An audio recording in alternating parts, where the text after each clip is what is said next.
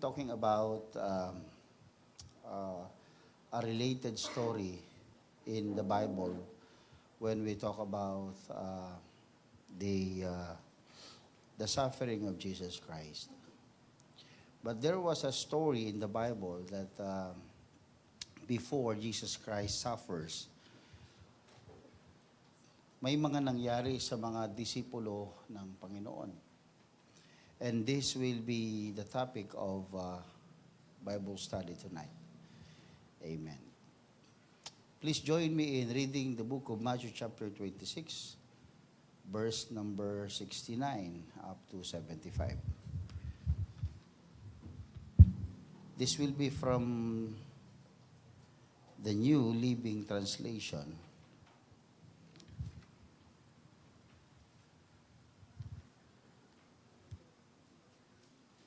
Okay. Matthew chapter 26, verse 69 up to 75. In the New Living Translation. Sa mga kapatid nating nanonood sa online, please join me in reading the word of the Lord. Verse 69, the Bible says, "Meanwhile, Peter was sitting outside in the courtyard. A servant girl came over and said to him, 'You were one of those with Jesus the Galilean.' But Peter denied it in front of everyone." Again, Peter denied it in front of everyone. "I don't know what you're talking about," he said. Later, out by the gate, another servant girl noticed him and said to those standing around, "This man was with Jesus of Nazareth." Again, Peter denied it. This time, with an oath. Nanumpa pa siya, mga kapatid. "I don't even know the man," he said.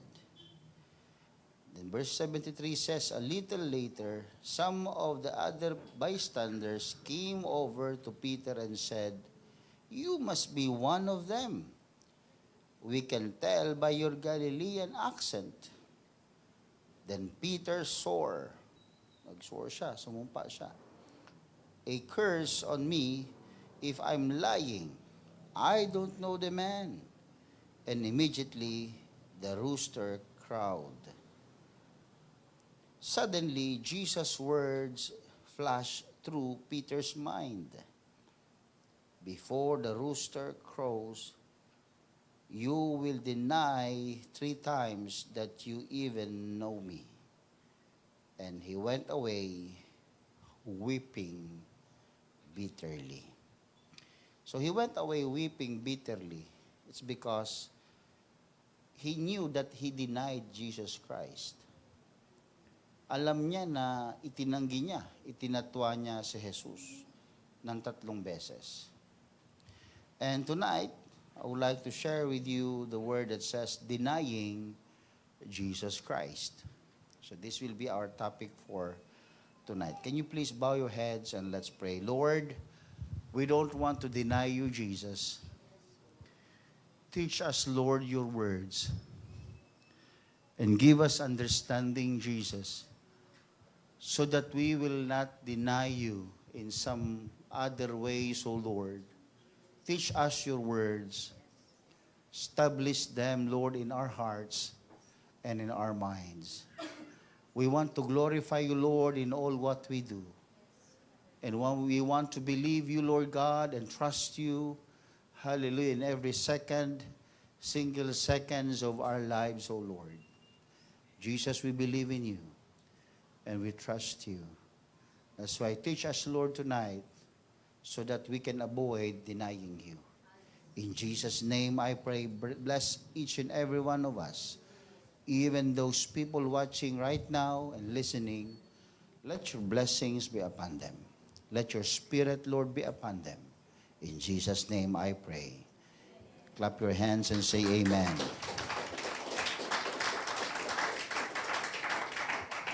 The word deny in Greek, it means contradict. So the word Greek, or the word deny in Greek word, it means contradict. It means refuse or rejection. So meaning to say, when we talk about denying Jesus Christ, the context, the very root meaning of the word deny, meaning to say, contradicting with Jesus, refusing Jesus, or rejecting Him. That's the very context of the word denial or deny. And when we talk about denial, mga kapatid, especially sa Panginoon, denial is intentional. I want you to remember this. Denial is intentional. Because you know it's true. Alam mong totoo. And you are persuaded. You are conscious. Alam mong ito'y totoo at alam mo sa isip mo with persuasion, mga kapatid, na ito'y katotohanan. But you decided to reject. But you decided to refuse. But you decided to contradict, to believe Jesus Christ. So anything that is about truth, but you keep on contradicting it in your mind, in your heart, in your actions, you know it consciously na ito'y totoo, pero dinideny mo, nire-reject mo, nire-refuse mo, then that's denial. That's why you cannot deny one truth without intentionally denying it. Hindi mo pwede sabihin, hindi ko sinasadya na na-deny ko siya. Ay, hindi ko sinasadya na na-refuse ko siya. Hindi ko sinasadya na na-reject ko siya. Wala pong salitang hindi sinasadya doon. Pag sinabing denial, it is intentional. Ginusto mo.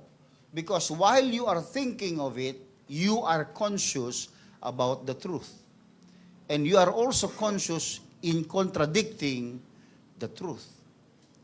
Sa Biblia, ang realidad ng pagdideny o pagtanggi sa Diyos ay nakasulat. Si Pedro, sa binasa natin kanina, he denied Jesus Christ 3 times. Sabi niya, I don't know the man. Hindi ko kilala yung lalaking yan. Hindi ko kilala yung taong yan. Alam niyo, ang reality check, mga kapatid, denial is also seasonal. Napapanahon. O, pastor, panapanahon pala ang denial. Oo, lalo kapag nasa panahon tayo ng pressure. At pag nasa panahon tayo ng takot, o ika nga minsan sa panahon na ng convenience, nadi-deny natin ang Diyos. Sa panahon na tayo ay nasa matinding pagsubok o pressure, minsan nakakaligtaan natin. Bagamat alam natin ang katotohanan, pero we consciously reject. We consciously refuse. We consciously don't want to believe. Kaya sabi ni Pedro, I don't know the man. Kilala niya yun eh. Kasama niya si Jesus eh. Pero sabi niya, I don't know the man. It's seasonal. Bakit? Alam niya, under pressure siya. And in reality, kapag tayo under pressure, kahit na alam natin ang katotohanan, we refuse to believe. We contradict to the truth. And especially also kapag tayo ay minsan nasa convenience, nasa komportableng kalagayan, nadi-deny din natin ang Panginoon. Lalo na siguro sa panahon ng inconvenience, nadi-deny din natin siya. And another reality check in the story is, even the closest followers of Jesus Christ can fail under pressure. So meaning to say, regardless of how many years we serve the Lord, regardless of how deep you know God, regardless of how spiritual you are, when we are under pressure, even the closest followers or disciples of Jesus Christ can deny Him. Peter is not just a follower. He idolized Jesus. He idolized the Lord Jesus Christ. And he even pledged his loyalty over my dead body, Lord. Hindi ka nila makukuha sa amin over my...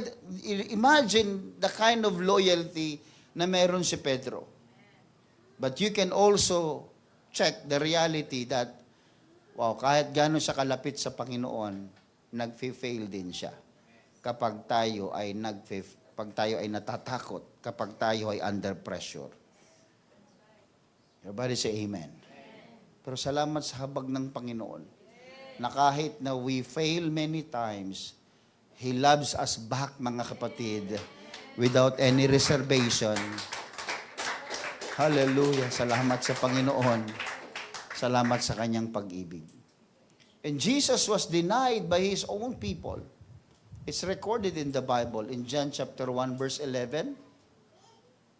Sabi ng Biblia, He came to His own people and even they rejected Him.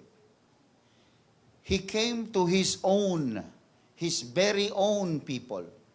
Yung kanyang mga anak, yung kanyang mga tao, yung kanyang kalahi, yung kanyang pinanggalingan. Yung mga taong nakapag-observe sa kanya, yung mga taong na-witness yung kanyang mga miracles, they denied Him. That's the reality. That's recorded in the Bible. Kaya hindi nyo dapat ipagtaka yun, mga kapatid. Pag may mga nagre-rebelde sa inyo, may mga bumabaligtad, may mga hindi nagiging faithful sa inyo, it is because it's written in the Bible. Even the Lord Jesus Christ, He came to His own, ang kanyang pinunta ay ang kanyang bayan, ang kanyang gustong iligtas ay ang kanyang bayan, but even His bayan, they rejected Him. Ang sakit na katotohanan. Everybody say amen. That's why denial is not just about a loud message. Oh, I deny you. Mga kapatid, sometimes denial is so subtle. Alam niyo yung so subtle? Medyo complex, hindi maintindihan, hindi maipaliwanag ang denial. Kasi it's not always loud. Nakikinig po ba kayo? Denial is not always loud. Hindi palaging naririnig, hindi palaging nakikita, at minsan hindi ito naoobserbahan. It's not visible, you cannot even hear denial, but it's happening, it's there. It's so subtle, it's so complex. You cannot explain it, you cannot understand it, you cannot even sense it. Ganun pala yung denial, mga kapatid. Mapapansin nyo yan minsan, mga kapatid, even us, we compromise values. We hide our faith. Sa trabaho, ayaw mong pakilalang Kristiyano ka. Sa eskwelahan, ayaw mong malamang Christian ka. In some other way, you are not aware that you are denying Jesus Christ. You are denying the Lord. Because denial can happen through silence. Silence. Pwede yung katabi mo, he is saying amen, he is raising hand, but somehow, deep inside, maybe there is a point of in time na siya ay nagdi-deny sa katotohanan. It's not just words. Denial can happen through silence. Halimbawa, mayroong isang maling nangyayari. When you keep yourself silent, ayokong makialam dyan. So, you keep yourself silent. Kahit na yun ay mali, you are denying the truth. You are denying Jesus because the words of Jesus and Jesus Himself are one. I am the way, the truth, and the life. So, if you are denying truth, even that is a portion of truth. If you are denying that, then you are denying Jesus Christ. Kaya sabi ng Titus chapter 1 verse 16, such people claim they know God. May mga taong nagsasabing kilala nila ang Diyos, but they deny Him by the way they live. Yung uri ng pamumuhay, yung klase ng pamumuhay, yung lifestyle, message yun, whether you are denying your God or whether you are faithfully living with your God. They are detestable and disobedient, worthless for doing anything good. Ang sakit po niyan. Such people claim. We brag, I am a Christian. We brag that, oh, I go to church, I listen Bible study, I read my Bible. But the Bible says also is, but they deny Him by the way they live. Mahalaga yung uri ng pamumuhay, hindi yung uri ng sinasabi natin, hindi yung lugar lang na pinupuntahan natin, kundi yung pinamumuhay natin, yung araw-araw na nakikita, na o-observe, na witness ng marami, yun yung totoong nagpapatunay kung talaga bang nagdi-deny tayo o faithful tayo sa ating Panginoon. Do you get the point, mga kapatid? It's not about how loud you sing. It's not about how good you play. It's not about how good you teach. It's not how good you dressed up. It's about how good you live. Everybody say amen. Kaya yung tatlong bagay na yan, huwag natin kalilimutan that we can also deny God through our silence, to our compromise, and through our lifestyle. Kapag tayo tahimik, kahit alam mo naman kung ano yung katotohanan, pero ayaw mo na paniwalaan, ayaw mong gawin ang katotohanan, you are compromising or you are denying Jesus Christ. When you compromise, ibig sabihin, alam mo naman yung kung ano yung tama, pero hindi mo ginawa, you compromise, then you are denying also Jesus Christ. Sa lifestyle mo, you can also deny Jesus Christ. So, marami palang aspeto, Pastor. Yes. Nabasa natin sa Biblia, akala natin yun na yung pinakabuod ng denial ni Pedro. Hindi po. Sa panahon natin ngayon, maraming paraan. May mga tao na may kakayahan pero ayaw nilang gawin yung kanilang kakayanan. What you are trying to do is you are denying the Lord that gave you gifts. Binigyan ka ng Diyos ng kakayanan, ayaw mong gamitin, you are denying God who gave you gifts. Do you think nagkataon lang yan na may gift kang ganyan? Do you think nagkataon lang na meron kang ganyang alam? No, it's not. Binigay ng Diyos sa iyo yan. At kung binigay sa iyo ng Diyos yan, merong purpose ang Diyos. Ba't niya binigay sa iyo yan? E di gamitin mo sa kanyang kapurihan. Pero kung ayaw mong gamitin, somehow you are denying God. May kakayanan ka, ayaw mong gawin. Alam mo, ayaw mong sundin. May mga tao na kahit anong gawin nilang basa, hindi makaunawa. Halimbawa, ikaw isang basa mo lang, naunawaan mo na, pero ayaw pa rin maniwala. May mga taong matataas ang pride pagdating sa karunungan, mga kapatid. Ako nung nagbabasa ng Biblia, tinuturuan ako, mga kapatid, sinabi sa akin, there's only one God. Ang una kong tanong sa agad sa kanila, sabi ko, kung isa lang ang Diyos, bakit tatlo tinuturo sa akin? You need to read your Bible, June. You need to, okay, I'll follow you, I read my Bible. O before you read, you pray. Okay, sige, I pray. Nanalangin ako, binasa ko ang Biblia. Bay, oo nga. Cover to cover, the Bible is constantly saying that there is only one God. And only in the New Testament, you will read that it seems that there are three gods. But the Old Testament doesn't mention any three gods. If God is the same yesterday, today, and forever, why the Old Testament is not saying that there are three or more than one God? O nga, sabi ko, no. Kung ang Diyos hindi nagbabago, pero bakit sa lumang tipan, isa. Pero sa bagong tipan, ang dami nagtuturo na marami. So I keep myself doon sa study, mga kapatid. And then nung isang araw na ako ay naniwala na punta naman sa bautismo. Di baptism naman.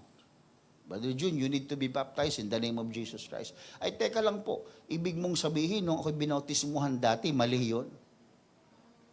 Marunong din yung nagturo sa akin. Sabi niya, hindi ko sinasabing mali. Basahin mo. Baka may kulang lang. Di binasa. Aba, kulang nga. So dahil kulang, anong gagawin ko? I will compromise? Hindi. Nanay ko, katoliko, tatay ko, katoliko, lolo ko, katoliko, lola ko, katoliko, ganito kami. Hindi na kami magbabago, ganito na kami.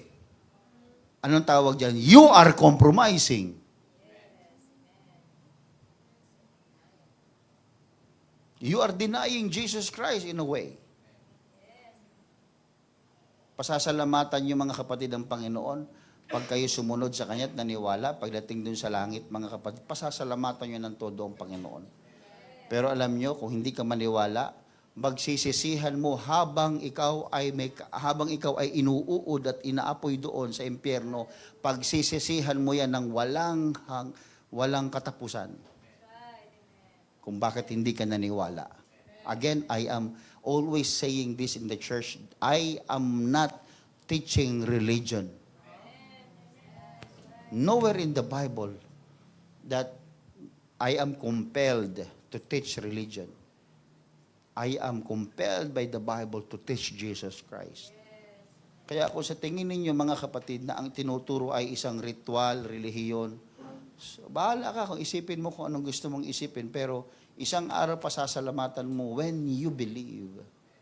You believe. Kaya may mga tao na kahit alam nilang totoo, ayaw pa rin sumunod, ayan, they are denying Jesus Christ. But hindi, naniniwala naman ako kay Jesus, pastor eh. Naniniwala ka kay Jesus sa isang portion, hindi. Ano ba, dalawa ba ang Jesus? Hindi, pangatlong persona siya. Alam mo, pangatlong persona, pangalawang persona. Ay, basahin mong Biblia mo, comics kasi binabasa mo eh. Kung anong pinaniniwalaan mo. So when we talk about denial, there are consequences, as I mentioned kanina. Ang mga taong they don't believe in God and they keep on denying the words of Jesus, ang judgment naghihintay sa kanila. Andyan ba kayo mga kapatid? According to John chapter 12 verse 48, but all who reject me, but all who deny me, who refuse me, and my message will be judged on the day of judgment. Anong i-judge sa kanila ni Lord? By the truth I have spoken. Kung yung salitang iyong tinatakbo-takbuhan, iniiwas-iwasan, pagdating ng panahon, mga kapatid, yun yung sasampal sa'yo sa paghuhukom. At sasabihin sa'yo, pak! Hindi mo to pinaniwalaan. Bakit naman pa si pastor? Sampal. Ano ba gusto niyong gawin? Minsan pag hindi tayo nasasampal ng katotohanan, hindi tayo mga kapatid nagigising-gising eh. Pero kapag tayo ay umabot sa paghuhukom, salita ng Diyos yan mga kapatid, it's not my word. But all who reject me and my message will be judged on the day of judgment by the truth. By the words. Sino ba ang truth? Si Jesus. By Jesus' words. Yun yung haharap sa paghuhukom. Tanong, pag ikaw ba ay hinusgahan ng salita ng Diyos, makapangangatwiran ka pa ba? Naku mga kapatid. Hindi na. Ay yun nga lang mapatawag ka sa barangay, nanginginig ka eh. Yung pa kaya sa harapan ng Panginoon. Kaya mga kapatid, imbis na tayo ay mag-compromise, let us always follow and believe in the Word of God. We should not forget that there is judgment. Masyadong lahat mga kabataan natin, mga kapatid sa ngayon, alam nyo, lahat naman tayo dumaan sa pagiging kabataan. Alam nyo, ang isa sa mga hindi maganda sa kabataan, masyadong mapusok. Akala mo walang kamatayan. Akala mo forever kang malakas. Akala mo forever kang matalino. Akala mo forever na may pabor sa iyo. Nako mga kapatid, mag-ingat ka. Tutulog-tulog ka. Isang araw, magigising ka sa impyerno. If I were you, I am not forcing you, but if I were you, doon ka na lang muna tumingin sa paghuhukom. Huwag na muna kung iba. Doon na muna. Kung ayaw mo mapunta sa impyerno, I want you to believe in the word. 1 Peter chapter 4, verse 17. For the time has come for judgment, and it must begin with God's household. And if judgment begins with us, tinan nyo ha, for the time has come for judgment, darating ang panahon ng paghuhukom. And it must begin with God's household. Tayo. And if judgment begins with us, tayo mga anak ng Diyos, what terrible fate awaits those who have never obeyed God's good news. Kung tayo nga huhukuman, mga anak na ng Diyos, ano pa kaya yung mga bastardo? Ano pa kaya mga hindi anak? Ano pa kaya yung hindi mga naniniwala sa Diyos? Verse 18, and also if the righteous are barely saved. Righteous na nga, barely saved pa. What will happen to godless sinners? So, if you are suffering in a manner that pleases God, keep on doing what is right. And trust your lives to the God who created you, for He will never fail you. Kung tayo nga huhukuman, kaya alam niyo mga kapatid, kung nagpaka-Kristiyano, nagsisimba, nagpapakatapat, may paghuhukom kang haharapin, paano pa kaya yung mga hindi nagsisimba, hindi naniniwala, hindi bautismado? Nakakatakot mga kapatid. Sa ngayon, hindi po forever ito. Hindi forever grace ang ating hinaharap. Isang araw, tayo ay haharap sa paghuhukom. Everybody say amen. Kaya if we intentionally deny Jesus Christ, naku mga kapatid, darating ang panahon na you will lose your salvation. Alam niyo mga kapatid, sa Biblia, meron din pong sinasabi dyan mga kapatid na ang Panginoon din, bagamat ang Diyos ang kanyang pag-ibig ay napakalawak, dumarating sa punto mga kapatid na ang tao din ay nagiging reprobate. Pag ang tao reprobate mind na, kahit anong suyo ng Panginoon, hindi na siya tinatablan. Aabot sa punto na baka hindi mo na maramdaman ang panunuyo ng Diyos sa iyo. Kaya kapag tayo ay nakakaramdam pa ng nasasaktan tayo sa nag-a-agree tayo sa pangangaral, magpasalamat ka, ibig sabihin buhay pa, may pakiramdam pa. But dumating ang panahon na hindi mo na maramdaman ang paghipo ng Diyos sa iyo, sa kabila ng pangangaral at pagbabasa ng Biblia, mga kapatid, you lose your salvation.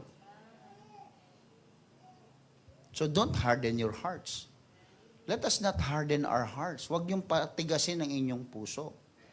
Pag naririnig niyo ang salita ng Panginoon, sino man ang tumatayo sa likuran, mga kapatid, ng pulpito, respond and believe. Not to the person who preached, but the God He preached. Kung sino yung Diyos na kanyang ipinangangaral, yun yung paniwalaan natin. Kaya kahit na sino ang tumayo sa pulpito, pag nangangaral ng salita ng Panginoon, ang mga kapatiran na taga dito, mga kapatid, ipakita ninyo ang respect ninyo sa gawain ng Panginoon. Kahit sino, kahit hindi po ako, kahit ang mga ngaral ay malamya, hindi, sabihin na natin na hindi nakakatindig balahibo, hindi nakakagising, hindi mo naiintindihan, still, give respect to the word. Pag ang salita ng Diyos ay pinapangaral, katulad na sinasabi ko sa inyo, pag pinapangaral ang salita ng Panginoon, noon pa ito, nagpa-pioneer pa lang po ako, sinasabi ko na, huwag tayong bastos. Kapag ang salita ng Diyos ay ipinangangaral, huwag tayo ng tayo, ihi ng ihi, mag-arinola ka na lang kaya dyan. tayo, panlikot, para kang bulating, nilagyan ng asin. Ganun. Di maintindihan. Pag ang salita ng Diyos ay ipinangangaral, upo, buksan ang Biblia, dali ng ballpen, kumuha ng papel, makinig, mag-respond. Kung kayo mga kapatid, kumakain sa pagkainan, kung ako magulang nyo at kumakain kayo, pa-text, hindi pinapansin, hinahain na. Magagalit ka magulang nyo eh. Ganon din ang salita ng Diyos. Dito, pag ang salita ng Diyos pinangangaral, please, huwag nyo namang tulugan. Mahaba naman ang oras nyo sa tulog Pagkatapos ito, di matulog ka. Kung gusto mo, huwag ka nang gumising eh. Okay lang sa akin yun. Pero pag oras naman ng pangangaral, huwag nyo naman akong tulugan. At kahit sinong nangangaral dito, huwag nyo nang tutulog. Ang tawag doon, kabastusan. Sige nga po, magpunta kayo sa simbahan ng ibang simbahan, sa Katoliko, at umupo ka doon at maghilik ka. Hindi ka ba palalabasin? Hindi ka ba sasawayin? Regardless of religion. Regardless of church. Diba? Sa eskwelahan nga binabato kayo ng eraser Kahit pa nakakaantok yung teacher, you need to pay respect to the person. Not because na ayaw ko yung makinig dyan, di marunong magturo. Wala kang magagawa, nag-enroll ka, yan ang teacher mo. Tapusin mo, 1 taon mo yung teacher. Tapos sasabihin mo, bagsak ako. Ba't di ka babagsak? Tulog ka. Nakakahiya, mga kapatid.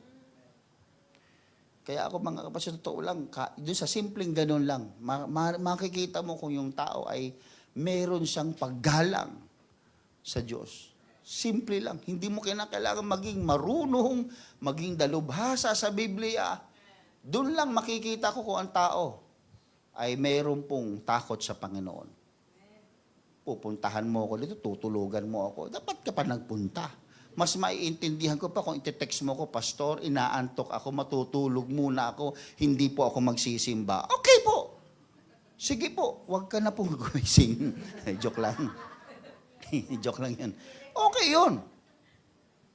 Pero kung dito mo gawin sa akin yan, mga kapatid, hindi man ako ang Panginoon, pero ako ay nagkakaroon ng hindi magandang pakiramdam, nahihiya ako sa Diyos. Alam niyo mga kapatid ba, hindi biro. Yung bang ikaw ay magpe-prepare ng sermon, ng mensahe, mananalangin ng pastor, kung sino mo magtuturo, mananalangin, hindi po biro ang pag-aaral. Hindi isang Biblia ang binabasa, hindi isang libro ang kinukuhang referensya. Pumasok ka sa opisina ko at pumunta ka sa likuran ng kotse ko, may mga bagong bili pa akong libro. Hindi ako nagbibiro. Tapos tutulugan. Tapos sasabihin mo, mahal mo ang Panginoon. Ay Diyos ko, mangilabot ka. You are denying God. Kaya nga, mga kapatid, intentional yun ng pagdi-deny. It's an intentional work of hearts. Kaya kapag may salita ng Diyos, mga kapatid, huwag niyong patigasin ang puso. Makinig tayo kahit sino. Kahit sa conferences, mga kabataan, huwag niyong tutulugan ng salita. Kung meron man kayong highlight doon na pinunta sa conference, salita ng Diyos. Hindi yung, break na, kain na. Yung, adobo na tayong ulam. Kakain. Bili dito, bili doon, picture dito, picture doon. Pero pag oras ng pangangaral, tulog. Mga kapatid, huwag naman pong ganun. Pag praise and worship, talaga bang patalon-talon? Okay, yun, wala sa, gustong-gusto ko makita kayong ganun. Pero pag upo, pagod ako pastor nagpuri ako Diyos ko po naman. Ginawa pang dahilan yung pagpupuri niya, kaya nakatulog. Because if we deny Jesus, remember, He will deny us. 2 Timothy 2:12, if we endure hardship, we will reign with Him. If we deny Him, He will deny us. Malinaw po, If we will deny Him, He will deny us. No, you know me, Lord. Ano sabi nung Di ba? Yung Yung sa Matthew chapter 7, di ba? May mga kumakatok doon. Lord, nagpalabas kami ng mga demonyo sa iyong pangalan. Anong sabi ng Panginoon? I never know you. Sige nga. Basahin natin.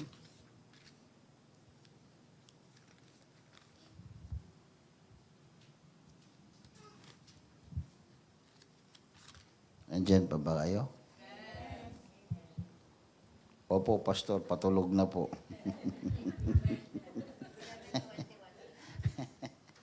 Patulog na po ako, Pastor. Ayan, basahin. NLT yan. Ayan, basahin natin. Sige. Not everyone who calls out to me, Lord, Lord. Oh, they know God, ha? Lord, Lord, will enter the kingdom of heaven. Only those who actually do the will of my Father in heaven will enter. Ano yung sagot nila? Verse 22. On judgment day, many will say to me, judgment day, ha? May magsasabi, Lord, Lord, we prophesied in your name. Kilala ka namin, Lord. And cast out demons in your name. And perform many miracles in your name. Kilala nila ang name ni Lord. Ginagamit nila ang name ni Lord. Anong sabi ni Lord sa verse 23? But I will reply, I never knew you. Take note the word never. Sa tingin nyo, hindi sila kilala ng Panginoon? May Diyos bang hindi nakakaalala? Ang Diyos nakakalimot? Hindi po. Diyos yan eh. Pero sabi niya, I never knew you. Get away from me. You break God's law. If we deny Jesus Christ, yan ang maririnig natin doon sa judgment day. Pero pag faithful ka, i-welcome ka. Sabi nabi, welcome, thou good and faithful servant. Enter thou into the joy of thy Lord. Pumasok ka na may kagalakan sa iyong Panginoon. Sabi pa, galak ka, pero pag ganyan, hindi ka faithful, dinideny mo, hindi kita kilala, ba't nandito ka? Sinama ko ng kaibigan ko, Lord, eh. Pagsama kayo ng kaibigan mo.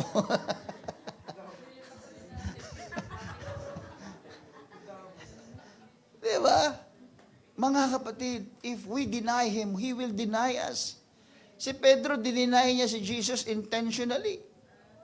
But, alam nyo, it was predicted by Jesus Christ. Na-predict na ni Jesus Christ yun eh.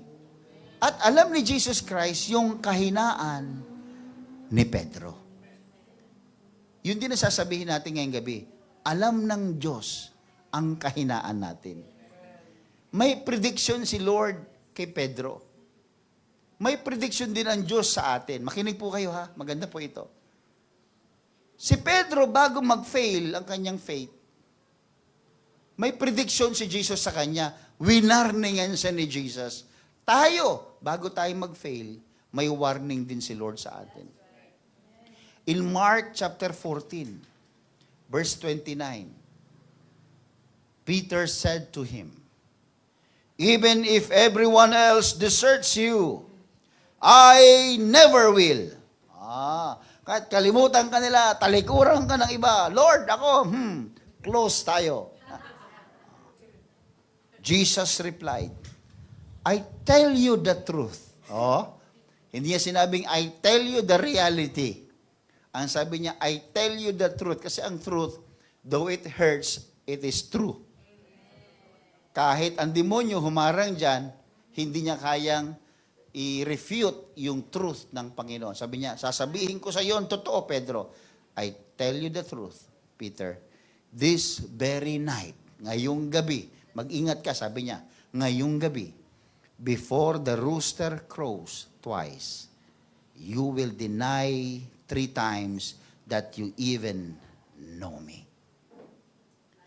No! Sabi ni Pedro. Tingnan niyo, mayabang talaga itong batang to. No! Sabi, Peter declared emphatically, even if I have to die with you. Grabe ha. Talagang parang politiko, mga kapatid. If I have to die with you, kahit pa ikamatay ko, I will never deny you. And all the others bowed the same. O di maraming gumaya. Kaya may mga nakakahawa din pala ito mga kapatid yung si Pedro. Marami ring gumaya. Pero anong sabi na, anong point ko kanina? May warning si Lord. Bago mag-fail tayo, may pangungusap ang Diyos. Bago mo i-commit ang isang kasalanan, may pangungusap ang Diyos. Sabi niya, I tell you the truth, Peter. You will deny me. No, Lord, I will deny you. Dapat sinabi niya, Lord, I accept that truth. Help me, Lord, that I will not deny you. Hindi. Parang, hindi, Lord, sabi mo lang yan. Hindi niya naalala, Diyos yung kausap niya. Kung anong sinasabi ng Diyos, totoo. Kaya tayo din, pag naririnig natin, may sinasabi ang Biblia, minsan sinasabi, parang di totoo. Di totoo. Kaya ko to, Lord. O, tinan mo, anong gana sa buhay mo? Nagkawardi-wardi ka. Kasi sabi mo kasi kaya mo eh.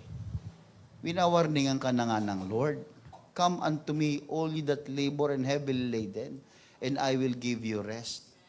Humahanap ka ng kapahingahan sa barkada. Humahanap ka ng kapahingahan sa katalinuhan mo, sa pera mo, sa mga kakilala mo, sa politiko mo, o kung saan man yung gusto mong bigyan ng rest ang soul mo, hindi ka makapagpahinga-pahinga. Kaya sabi ng Panginoon, simple lang naman, you need to believe eh. Kaya nga, the spirit is willing but the flesh is weak. Si Pedro, gustong-gusto niya, pero his flesh is weak. Kaya anong tinira ng kaaway? Flesh. Kasi hindi kayang tirahin ng kaaway, hindi kayang gapiin ng kaaway ang spirito. Kaya anong ginagapi ng kaaway sa atin? Flesh. Nakuha niyo ibig sabihin? Gustong-gusto mong magsimba. Pero yung katawan mo may sakit, naiinitan ka, kailangan mo magtrabaho, kailangan mag-overtime, kailangan... Ang daming patungkol sa flesh. Pero akala ni Pedro, hindi, kaya ko yan. Lord, don't worry. Kahit ikamatay ko, Lord, nako, hindi kita i-deny. That's your flesh telling you what to do. But the Spirit is telling you the truth, that your flesh is weak. But your flesh is telling, no, kaya ko to. Kaya may mga raming takat ka, mga kabataan, mga kapatid. Failure. Pinangangaralan, ayaw sumunod. Sinabi ng wag mo nang mag-uyab-uyab. Wag mo na mag-girlfriend, boyfriend. Di, kaya ko yung pastor. Maaakay ko sila, pastor. O, tinan mo, ngayon. May akay-akay na siya. Tara na, baby. Tara na, baby.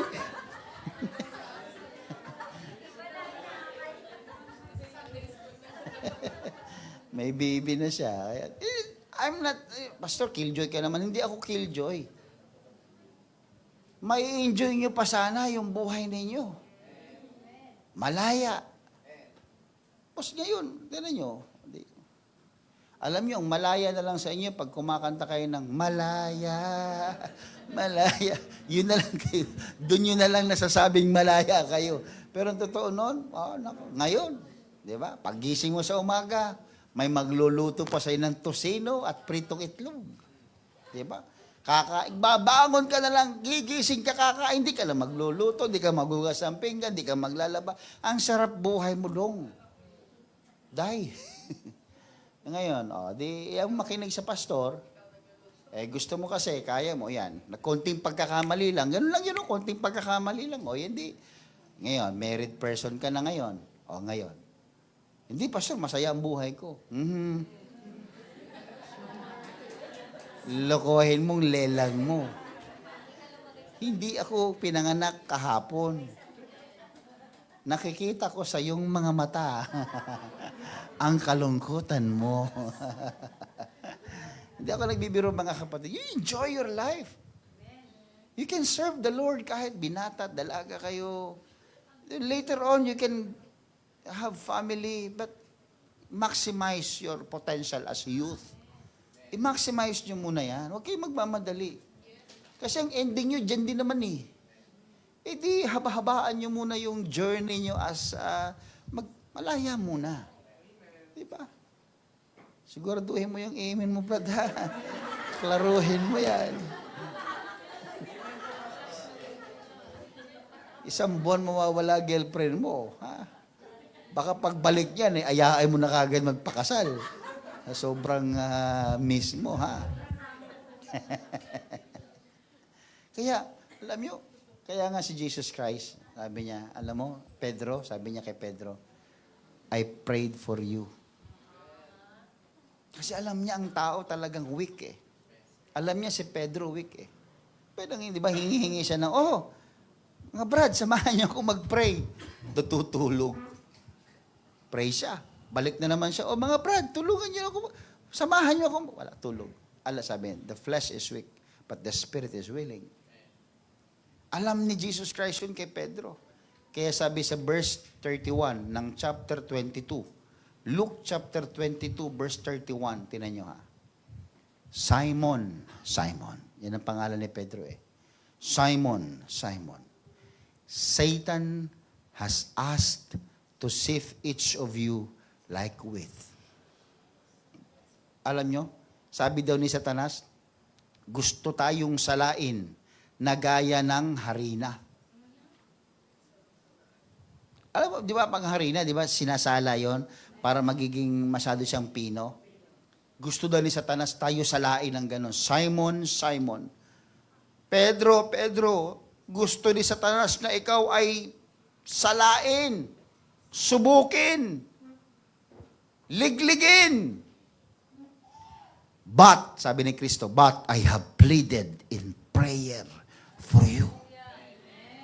Sabi niya, darating yan, Pedro. Darating yung pagliliglig sa iyo. Pero sabi niya, mayroon akong prayer para sa iyo. Ano sabi niya? Simon, that your faith should not fail. Ganda lang sinabi ng Panginoon kay Pedro. Pedro, kahit anong mangyari, kahit ikaw ligligin, ang panalangin ko, wag na wag mag-fail yung faith mo sa akin. Huwag mababawasan. Kahit naligligin ka, kahit maraming problema, kahit maraming pagsubok, Pedro, huwag mong bawasan yung paniniwala mo sa akin. Huwag mong bawasan yung tiwala mo sa akin, Pedro. Yun yung prayer ni Jesus Christ kay Pedro. So when you have repented and turned to me again, strengthen your brothers. Peter said, Lord, I am ready to go to prison with you. And even to die with you. Yabang talaga si Pedro talaga, mga kapatid. Talaga naman may kayabangan, no? But Jesus said, Peter, let me tell you something. Something na naman. Sabihin talagang totoo ito. Before the rooster crows, tomorrow morning, you will deny 3 times that you even know me. Nako nyo yung ibig ko sabihin dito, mga kapatid. May prayer ang Panginoon sa atin sa weakness natin. Ang prayer niya, in times of trouble, look to Him and believe and trust Him. Kahit anong pagsubok, kahit anong pagliliglig, tumingin sa Kanya at magtiwala. Kasi, sabi niya, Satan is asking to sift you like a wheat. Gustong ikaw ay ligligin, gustong ikaw ay subukin. Pero ibig sabihin, pumapayag siyang subukin tayo. Kaya nga sinabing, let your faith fail not. Ibig sabihin, pumayag siya na subukin tayo. Kasi ang demonyo, hindi naman makakilos siya kung walang pahintulot ng Panginoon. So, pinahintulutan niya. At nung pinahintulutan niya, mayroon siyang warning sa atin. Pinayagan ko yung Satanas, yung demonyo na ligligin ka. Please ha, tiwala ka sa akin ha. Tiwala ka lang ha. Yun yung ibig sabihin kay Pedro, mga kapatid. Kaya if you deny the truth, you are failure. So, pastor, ako ba ay failure, pastor? Simple lang para malaman kung failure ka. Pag dinideny mo ang katotohanan, failure ka na kagad. Kasi pag pinaniwalaan mo naman ang katotohanan, katagumpayan naman ang kapalit. Pero pag hindi mo pinaniwalaan, failure ka. Again, everybody say amen. Kaya nga, si Pedro, dinenay niya si Jesus Christ. Nireject niya si Jesus Christ. Di niya alam mga kapatid na tayo, kapag dinideny natin si Jesus Christ, we are simply making ourselves worshiping other God. Parang ibang Diyos na yung ating sinasamba. Kaya pag dinideny natin si Kristo, huwag pong ganon. Pag dininay mo siya, kinompromise mo siya, nirefuse mo siya, you are simply making yourself worshiping other gods. Everybody say amen. Pero, nung pinanumbalik ng Panginoon si Pedro, ang ganda nung nangyari. Nung nagkaroon ng restoration. Alam niyo mga kapatid, ang unang hinanap ni Jesus Christ, si Pedro. 3 beses siyang dininay ni Pedro. Nag-fail itong si Pedro. Dininay niya, kinompromise niya, nireject niya, nirefuse niya si Jesus Christ. Pero ano mong ginawa ng Panginoon? Instead, hinanap siya. Mark 16 verse 7. Now go and tell his disciples, sabi ng anghel, including Peter. Walang ibang pangalan na binanggit sa Bible. Siningle out niya si Pedro. Yung taong nagdi-deny sa kanya, yung taong nire-refute siya o kinokontradict siya, yung taong nire-reject siya, yun yung una niyang hinanap. Sabi ng anghel, sabihin mo sa mga disipulo, huwag mo kalimutan si Pedro. Wow! Ikaw na yung may kasalanan, ikaw pa yung sikat kay Lord. Ikaw na yung tumanggi sa kanya, ikaw na yung tinatwa mo siya, pero ikaw pa rin yung laman ng puso ng Panginoon. Gaano kalaki yung pag-ibig ng Diyos? Gaano kalalim yung pag-ibig ng Diyos sa kaluluwa natin kahit nagkakamali tayo, mga kapatid? Alam, binabasa ko to kanina, mga kapatid, hindi ko mapalagay. Hindi mapalagay yung puso ko. Grabe yung love ni Lord sa atin. Grabe yung love ni Lord. Tapos sa simpleng bagay, nakakalimutan natin siya, mga kapatid.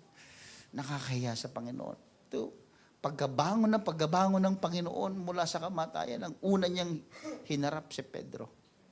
Hinahanap niya pa. It's grace pursuing the failure.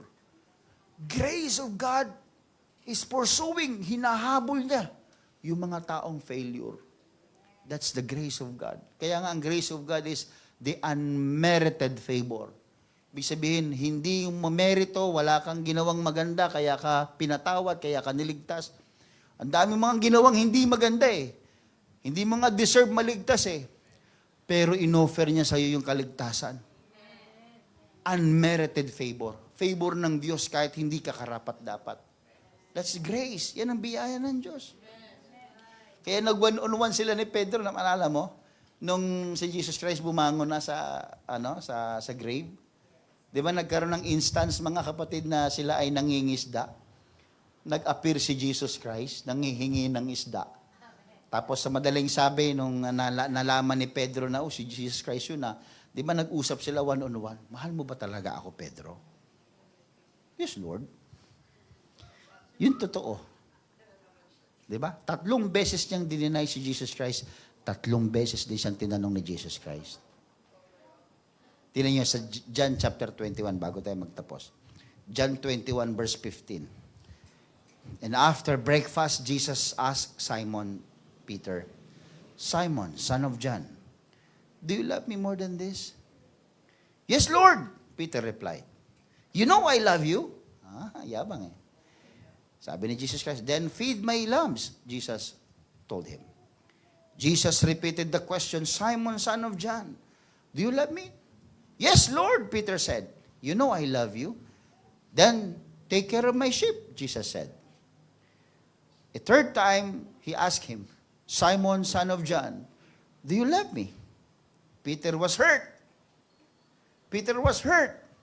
Imagine niyo, kung si Pedro, tinatanong ng Panginoon ng 3 beses, sa pangatlong beses sa tinanong siya ng Panginoon, nasaktan siya.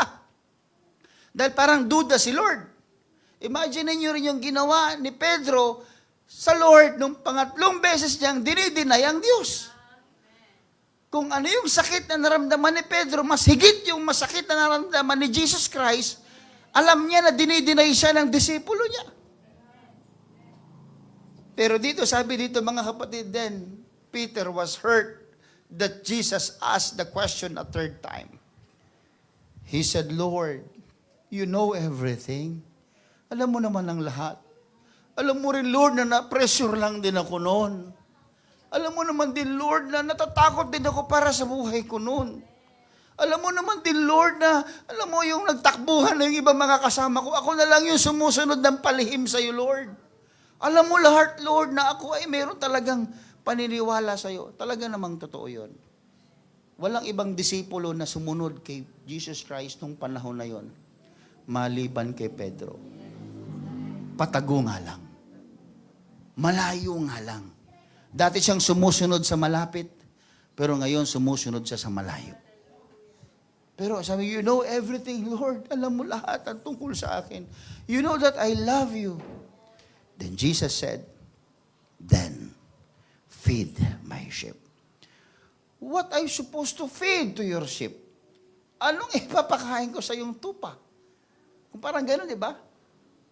The thing that you receive from me is the thing that you are to feed to the people of God. What's that?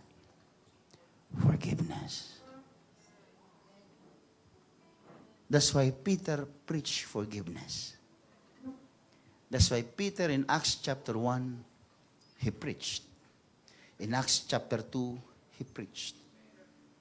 That's why in Acts chapter 2 verse 38, nangaral siya. Then Peter said unto them, this is the message of Jesus. This is the food that Jesus wants you to eat. Parang gano'n ang ibig niyang sabihin sa mga tao. Ito yung gustong ipakain ng Diyos sa inyo. Ito yung binili niya sa akin 3 beses. Ito yung message niya. Ito yung ipapakain ko rin sa inyo. Kung ano yung pinakain niya sa akin. Kaya ang unang-unang sinabi niya, then Peter said unto them, repent. That's the first food of our soul. If you want to be reconciled with God, that's the first food you need to take. Repent of your sins. And be baptized, every one of you, in the name of Jesus Christ, for the remission of your sins. And you shall receive the gift of the Holy Ghost. Brethren, it's not a coincidence that God is saying to Peter, then feed my lambs, feed my sheep. Ba't hindi pa kasi diniretsa ni Lord Pastor kay Pedro yun? You know, God is God, who you cannot question Him. Kaya nga ang sabi ni Pedro, Lord, you know everything. Alam mo lahat, Lord. Ito na nangyari. Then feed my sheep. Verse 18, I tell you the truth, when you were young, you were able to do as you like. You dressed yourself and went wherever you wanted to go. But when you are old, you will stretch out your hands, and others will dress you and take you where you don't want to go. It's about the prophecy kung paano siya mamamatay, si Pedro. Then Jesus said this to let him know by what kind of death he would glorify God. Then Jesus told him, after na siya ay pakainin, after na siya ay patawarin, ano sabi ni Jesus kasi sa bandang huli? Jesus told him, follow me. So when we eat the message of forgiveness and follow the message of baptism, the next thing to do is to follow the Lord in all His statutes, in all His words. Kaya ang repentance po at ang response natin, that's the very way to restore your relationship with God. Kaya nga si Pedro, di ba? Sabi kanina, Peter wept bitterly. That's the beginning. When you wept bitterly, you cannot weep bitterly kung simpleng ano lang, yung hingi ng Lord, patawarin mo ako ha. Hindi. You cry, you wept bitterly, you cry aloud, you cry bitterly because there is something that you know that you are not worthy, that you offended God deeply, that you rejected Him, that you deny Him, that you refuse Him, and you are repenting of that sin. You are repenting of that failure. You are saying to Him, Lord, I'm sorry, I'm sorry, I'm sorry, I'm sorry. Then you cry bitterly. That's why, brethren, si Judas naman ay nagkamali din eh. Si Pedro, di ba yun palagi na sinasabi si Judas nagkamali, si Pedro nagkamali. Si Pedro ay nagsisi. Si Judas ay hindi. Anong difference? Parehas na disipulo, parehas na nagkamali, pero mas pinanigan ng Diyos ang nagsisi. So anong point mo, Pastor? Ito lang. It doesn't matter. It doesn't matter how you fall. What matters is after you fall. Hindi mahalaga sa Diyos kung paano ka natisod, kung paano ka na-offend, kung paano ka tumalikod, kung paano, ang dami mong kasalanan. Hindi binilang ng Diyos yun. Ang tinitingnan ng Diyos is kung paano ka tumatayo. Paano ka bumabalik, paano ka nagre-restore. Kaya alam niyo kung babalikan ko si Pedro, ang pinaka-susi, ang pinaka-lesson na nakukuha dito, we should always pay attention to the Word of God. Pag may warning ang Diyos, huwag nating baliwalain. Hindi nakinig si Pedro eh. Yun ang nangyari sa kanya. Pangalawa, watch and pray. Si Pedro, nung hinihingan ng Panginoon ng prayer, samahan niyo ako sa prayer. Ano saan si Pedro? Tulog. Puyat. Hindi spiritually alert. Kaya umabot sa punto, mga kapatid. Pangatlo, huwag niyong pagkatiwalaan, don't trust your own strength. Masyadong mayabang si Pedro eh. Lord, I'll never deny you. Hindi ko gagawin, hindi kita i-deny, Lord.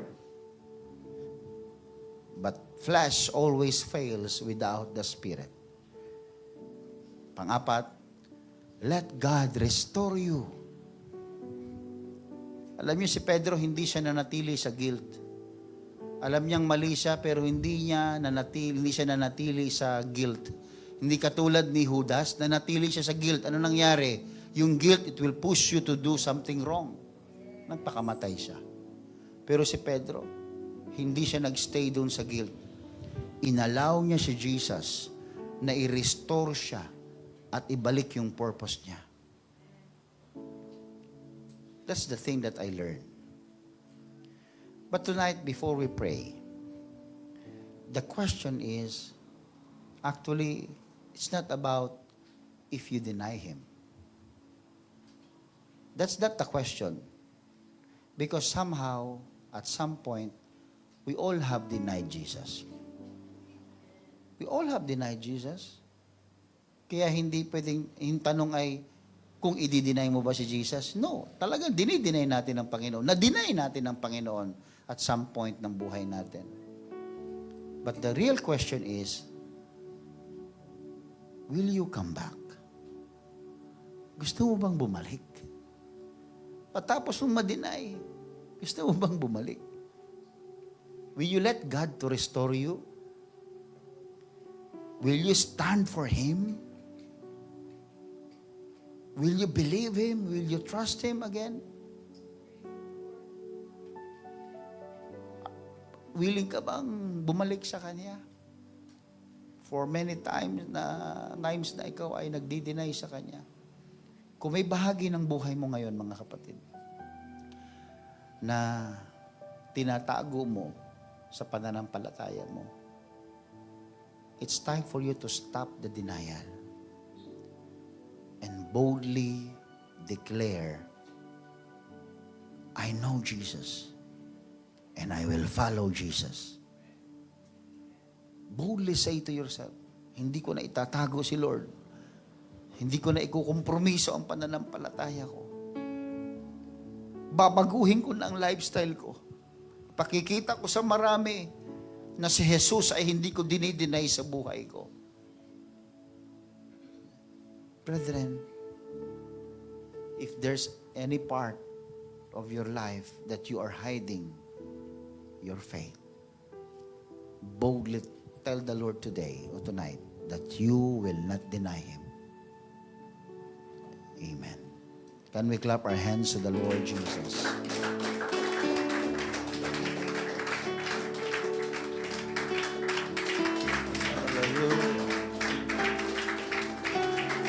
Hallelujah, hallelujah. Oh God, hallelujah. We will not deny you, Jesus. We will not refuse you, Lord. Hallelujah. Come on, hallelujah. I can feel the presence of the Lord. Hallelujah. Hallelujah, hallelujah, hallelujah, hallelujah, hallelujah. Oh, thank you, Jesus. Oh God. Let's sing a song to the Lord and let's come to Him. Hallelujah, hallelujah, hallelujah, Jesus. Oh God, hallelujah.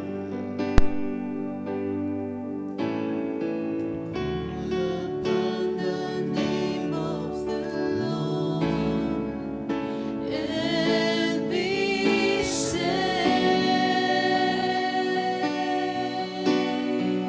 Come on, call upon His name. Don't deny Him.